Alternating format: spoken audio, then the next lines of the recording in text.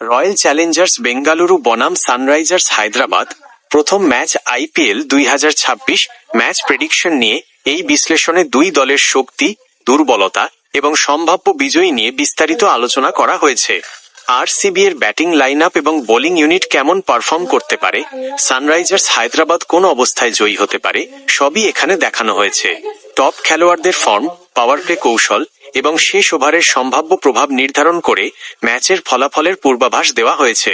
ম্যাচটি অনুষ্ঠিত হবে শনিবার 28 মার্চ 2026 ভারতীয় সময় সন্ধ্যা 7:30 এবং বাংলাদেশ সময় রাত 8টায়। ভেন্যু বেঙ্গালুরুর ঐতিহ্যবাহী চিন্নাস্বামী স্টেডিয়াম। এবার দেখে নেওয়া যাক বেঙ্গালুরু বনাম Sunrisers Hyderabad head to head record.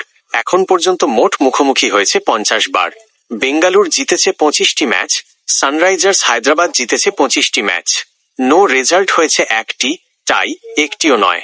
শেষ 5 ম্যাচের ফর্ম যদি দেখি, বেঙ্গালুরু জিতেছে 4টি, হেরেছে 1টি।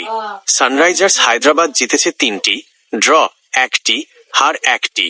এবার সম্ভাব্য প্লেইং 11 রয়্যাল চ্যালেঞ্জার্স বেঙ্গালুরু দলে থাকছেন Jitesh Sharma, Phil Salt, Jordan Cox, দেবদত্ত Padikkal, Rajat Patidar, Virat Kohli, Tim David, Jacob Bethell, Krunal Pandya, Romario Shepherd এবং জশ হেজেলউড।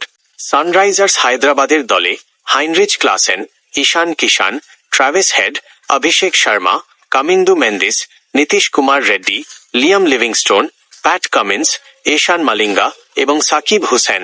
সব মিলিয়ে IPL 2026-এর শুরুটা হতে যাচ্ছে দারুণ উত্তেজনাপূর্ণ। আপনার মতে এই ম্যাচে কে জিতবে, কমেন্টে জানাতে ভুলবেন না।